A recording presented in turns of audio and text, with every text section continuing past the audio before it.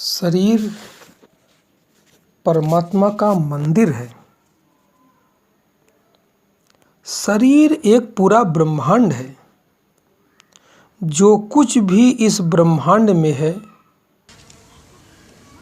सब का सब, पूरा का पूरा इस पिंड में है। यत ब्रह्मांडे तत् पिंडे, यानी जो कुछ ब्रह्मांड में है, सारा का सारा इस पिंड के अंदर है, मानव शरीर के अंदर है। मनुष्य जन्म से ही गर्भ की नस नाड़ियों में लिपटा हुआ परमात्मा है। जन्म के पश्चात यदि वह चाहे, उसकी भीतर से इच्छा हो, तो अपनी गुथी हुई ग्रंथियों को खोल करके मुक्त हो सकता है, यानी परमात्मा में बदल सकता है। इसको इस प्रकार भी कहा जा सकता है कि मनुष्य भटका हुआ परमात्मा है। जैसे कि कोयले की खादान में बहुमूल्य हीरा पाया जाता है। हीरा कोयला ही है। दोनों का केमिकल सूत्र पुस्तक में देखेंगे तो एक ही मिलेगा।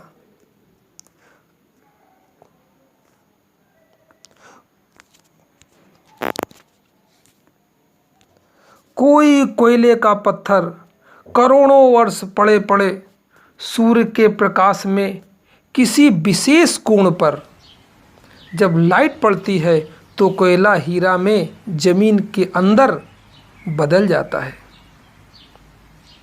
इसी प्रकार इस संसार में करोड़ों मनुष्य तपस्या करते हैं। उनमें कोई मनुष्य अत्यधिक रूप से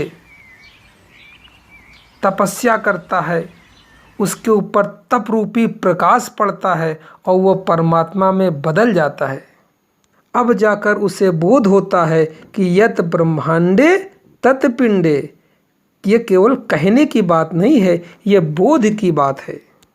गीता में कृष्ण का वचन है, हजारों मनुष्यों में कोई एक मेरी प्राप्ति के लिए प्रयास करता है और उन हजार प्रयास करने वाले योगियों में कोई एक मेरे परायण होकर मुझको तत्व से अर्थात यथार्थ रूप से जानता है। शरीर परमात्मा का मंदिर है। इसमें श्वास प्रश्वास आवागमन के मार्ग हैं। इसी मार्ग से चलकर मनुष्य परमात्मा का साक्षात्कार करता है अपने अंतःकरण के भीतर ही। यह मनुष्य के लिए बहुत सरल और बहुत सुलभ विधि है। इसी को सहज योग कहते हैं। इसी का वर्णन विभिन्न विभिन्न प्रकार से अनेकों धार्मिक ग्रंथों में किया गया है। मनुष्य का शरीर परमात्मा की सबसे उत्तम कृति है। लोक कथाएं कहती हैं कि परमात्मा ने सबसे पहले सब कुछ बनाया, अंत में मनुष्य को बनाया। मनुष्य परमात्मा की अंतिम कृति है, इसके बाद कुछ नहीं बनाया। मनुष्य को ही सोचने समझने की बुद्धि दी है। मनुष्य को बनाने के बाद परमात्मा विचार करने लगा, सोचने लगा कि अब मैं कहाँ निवास करूं। मैंने बना तो दिया संसार, इंसान भी बना दिया, अब मैं कहाँ रहूं। वह अपने लिए कहीं एक सुरक्षित स्थान ढूंढने लगा। उसने सोचा, इतने बड़े ब्रह्मांड में मैं कहीं भी रहूं, मनुष्य कभी न कभी मुझे अवश्य खोज लेगा, तो क्यों न मैं मनुष्य के अंदर ही छिप जाऊं। मनुष्य जीवन भर अपने से बाहर दूर चांद तारों में, मंगल ग्रहों में, बुध बृहस्पति ग्रहों में, नक्षत्रों में, अनंत आकाश गंगाओं में खोजता फिरेगा। अपने स्वयं में झांक कर कभी कोई नहीं देखेगा। जैसे आंखें सब कुछ देख सकती हैं, सबको देख सकती हैं, परंतु वह स्वयं को कभी नहीं देख सकती। संसार में सब कुछ देख लेंगी आंखें, मगर आंखें अपनी आंखों को कभी नहीं देख पाएंगी। आंखों को स्वयं की आंखों के द्वारा कभी देखा ही नहीं जा सकता था। मेरे एक मित्र ने एक बार प्रश्न किया कि आंखों को आईने के माध्यम से देखा जा सकता है। मैंने कहा, आईने वाली आंख आंख नहीं है, वह तो आंख की प्रतिछवि है, छाया मात्र है। उसको किसी प्रकार से क्षति नहीं पहुंचाई जा सकती, और न ही आईने की आंख ही आंख इस प्रकृति को, ब्रह्मांड को देखने में सक्षम है। वह तो हमारी वास्तविक, ये जो वास्तव में आंख है, इसकी मात्र प्रतिछवि है। आंख का धोखा है, आंख नहीं है, भ्रम है। तब से परमात्मा मनुष्य के अंदर गुप्त रूप से निवास करने लगा। मनुष्य जीवन भर जिस परमात्मा को खोजता रहता है, वह परमात्मा उसी के अंदर छुपा है। जग कंगाल कोई नहीं, सबके भीतर लाल, गांठ पड़ी जो बुद्धि में, तासो भयो कंगाल। ये बुद्धि और मन, ये परमात्मा की ही देन है। अतः बुद्धि और मन से उसे नहीं खोजा जा सकता, क्योंकि उसी के द्वारा दी गई है। बुद्धि व मन परमात्मा के अधीन है, अतः यह परमात्मा से छोटा हो गया। इसी कारण संतों ने परमात्मा को मन बुद्धि से पार बताया है। जब मन बुद्धि का अतिक्रमण हो जाता है, चेतना मन बुद्धि से पार चली जाती है, वहाँ परमात्मा का अनुभव होता है। जहाँ तक मन बुद्धि सोच सकती है, वहाँ तक परमात्मा का अनुभव हो ही नहीं सकता है। संतों, ऋषियों, मुनियों, योगियों ने मनुष्य के अंदर विद्यमान रहस्यमयी शक्ति परमात्मा के साक्षात्कार के लिए, उसके अनुभव के लिए विविध मार्ग बताए हैं। एक नहीं है, बहुत सारे मार्ग हैं, और उन्हीं के आधार पर पुराणों की रचना की गई है। सारे के सारे धार्मिक ग्रंथ इसी अंदर की शक्ति को खोजने के लिए रचे गए हैं। पुराणे और कुछ नहीं, मात्र गुरु और शिष्य का संवाद है। ये जो शरीर हमको बाहर से दिखाई पड़ता है, इसे स्थूल शरीर कहते हैं। इसके अंदर सूक्ष्म शरीर होता है। सूक्ष्म शरीर में ही शक्ति है। इस सूक्ष्म शरीर में 72,000 नाड़ियाँ होती हैं। इन्हीं के द्वारा शरीर का संचालन होता है। नाड़ियाँ तो आपके स्थूल शरीर में भी होती हैं, मगर वह स्थूल नाड़ियाँ हैं। शक्तिदायी जो नाड़ियाँ हैं वो सूक्ष्म शरीर के अंदर हैं, जिन्हें योग की नाड़ियाँ कहते हैं। वो टोटल 72,000 नाड़ियाँ हैं। उन्हीं में कुछ मुख्य नाड़ियाँ हैं जिनका सीधा सीधा संबंध ब्रह्म ज्ञान से है, परमात्मा से है। इन नाड़ियों का संबंध प्रकृति के बाहर प्रत्येक वस्तु से है। जो कुछ हमको बाहर प्रकृति में या ब्रह्मांड में दिखाई पड़ता है, सबसे संबंधित नाड़ी शरीर के अंदर होती है। जब मनुष्य दुखी होता है, उस समय दुख की नाड़ी, और जब प्रसन्न होता है, उस समय प्रसन्नता की नाड़ी क्रियाशील होती है। मेडिकल साइंस इस बात को इस तरह कहता है कि शरीर से स्राव निकलता है, यानी दुख का अलग, जब कोई दुख का स्राव अलग निकलता है, रस अलग निकलता, और सुख का रस अलग निकलता है। तथा जब हम मुक्ति और परम ज्ञान को उपलब्ध होते हैं, उस समय सुषुम्ना नाड़ी कार्य करती है। जीवन में सारा का सारा इन नाड़ी तंत्र का ही खेल है। यही तंत्र साधना है। गरुड़ पुराण में लिखा है, यत ब्रह्मांडे तत् पिंडे, जो कुछ ब्रह्मांड में है सारा का सारा इस शरीर रूपी पिंड में विद्यमान है।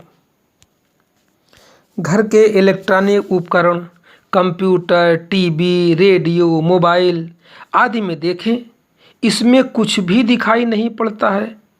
सभी का संबंध अंदर के बारीक तारों से होता है, सर्किट से होता है। उपकरण खराब हो जाने पर, जैसे टीवी में रंग नहीं आ रहे हैं, तो रंग से संबंधित उसके कल पुर्जे और तार खराब हो गए हैं, सर्किट खराब हो गया है। इसी प्रकार आवाज़ या अन्य कोई खराबी आ जाती है तो उससे संबंधित तार खराब हो गए हैं, या ब्लॉक हो गए हैं, बंद हो गए हैं, या पुराने हो गए हैं, सड़ गए हैं, गल गए हैं। या सर्किट में लगे तार मनुष्य के अंदर मांसपेशियों और सूक्ष्म नाड़ियों की तरह कार्य करते हैं। सर्किट या तार ठीक कर दिया जाए तो उपकरण सही काम करने लगता है।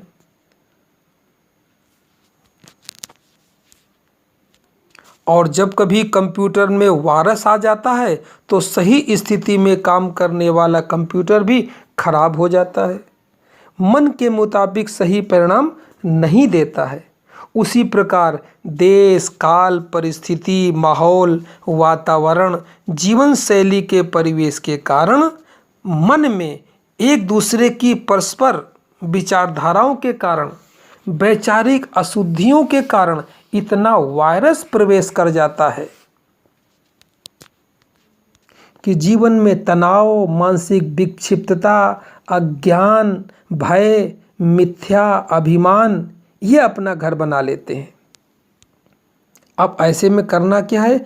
ऐसे में गुरु का सानिध्य, सत्संग, सत्संग चर्चा, ध्यान साधना, ये सारे के सारे एंटी वायरस की तरह काम करते हैं। और ध्यान ऊर्जा का एंटी वायरस सूक्ष्म शरीर के अंदर पहुंचते ही शरीर की ज्ञानेंद्रियां सही दिशा में काम करने लग जाती हैं।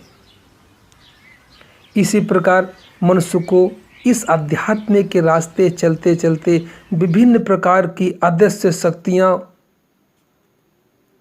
जिसे कुछ लोग देवी देवता भी कह देते हैं, इनकी सिद्धियां होने लगती हैं। इसका अर्थ यह है कि सूक्ष्म शरीर में देवी देवताओं वाली नाड़ी सक्रिय हो गई है।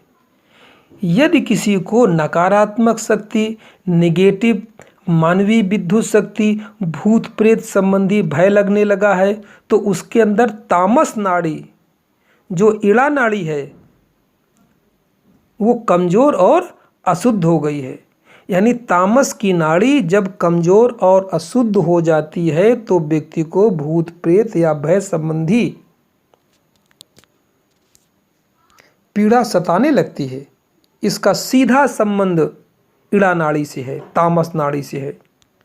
इसी प्रकार यदि किसी को अज्ञात में देखने की क्षमता आ जाए, अनजानम सिद्धि आ जाए, यानी जो भविष्य में घटनाएं होने वाली हैं वो उसको पता चल जाए, या कभी उसकी वाणी से जो बात निकले वो सिद्ध हो जाए, या जो भी वो कोई अच्छी बात सोचे उससे संबंधित घटना बाहर घटने लगे, तो इसका अर्थ है धनात्मक मानवीय विद्युत वाली नाड़ी, जिसे पिंगला नाड़ी कहते हैं, वो शक्तिशाली और क्रियाशील हो गई है।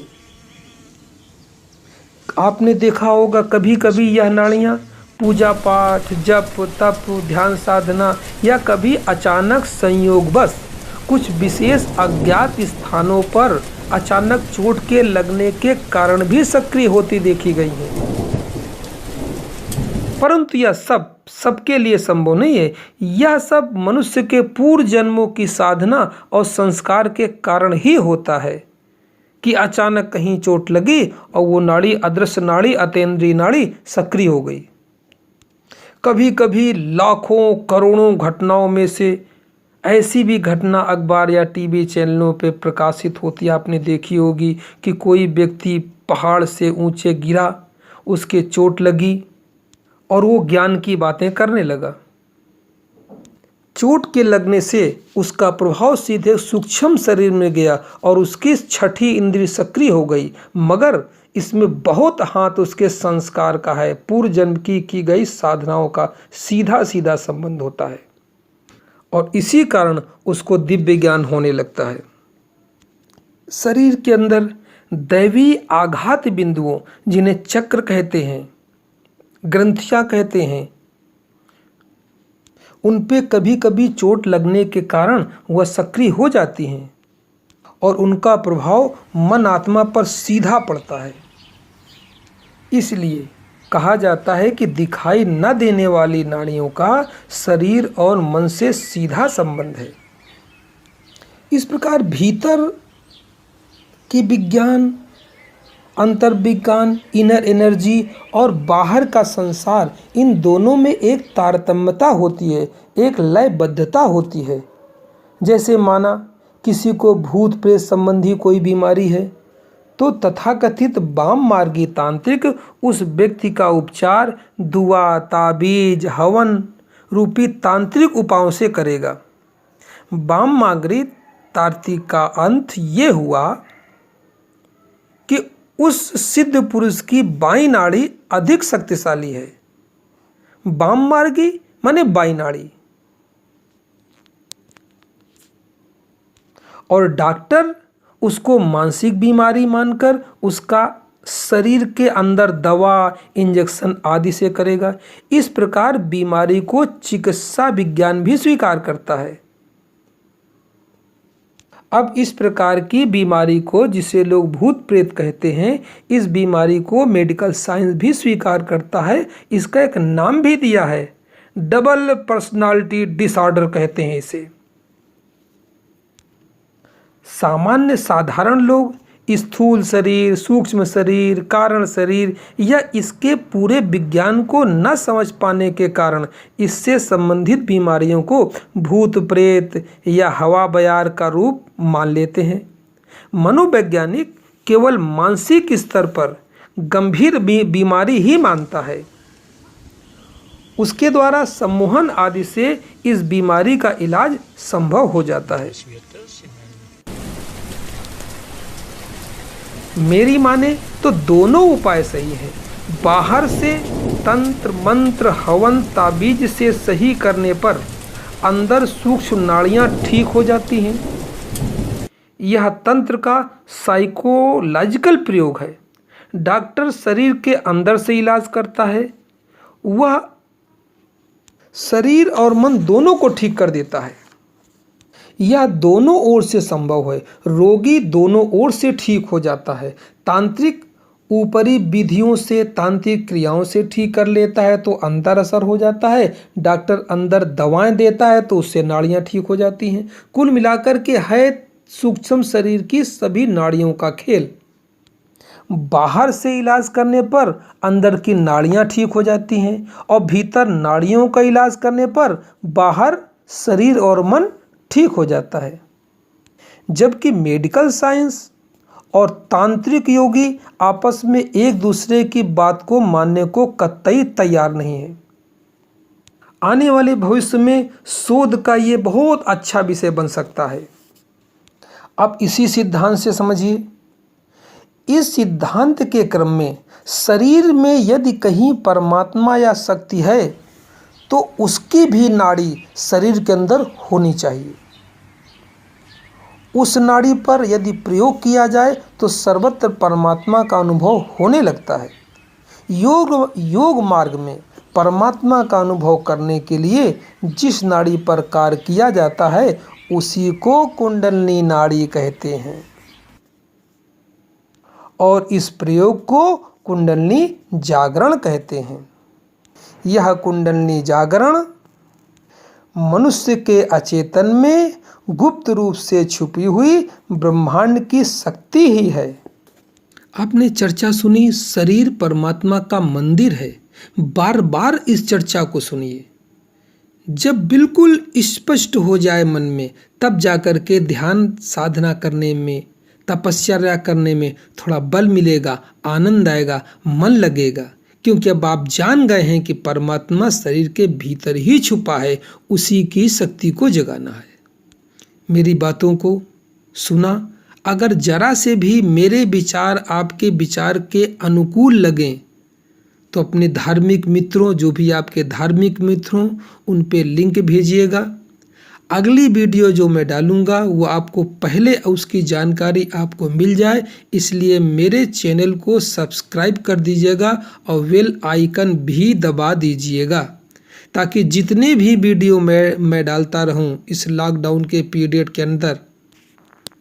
अब कुछ बोलने का मूड बना है तो सारे का सारे वीडियो आपको पहले मिलें। मेरा मोबाइल नंबर, कोई प्रश्न हो तो कमेंट पे लिखिए, प्रश्न का उत्तर निश्चित रूप से आपको दिया जाएगा। आप व्हाट्सएप पर भी प्रश्न कर सकते हैं और यहाँ कमेंट पर भी प्रश्न कर सकते हैं। मेरा व्हाट्सएप नंबर है 9897727441। धन्यवाद, नमस्कार।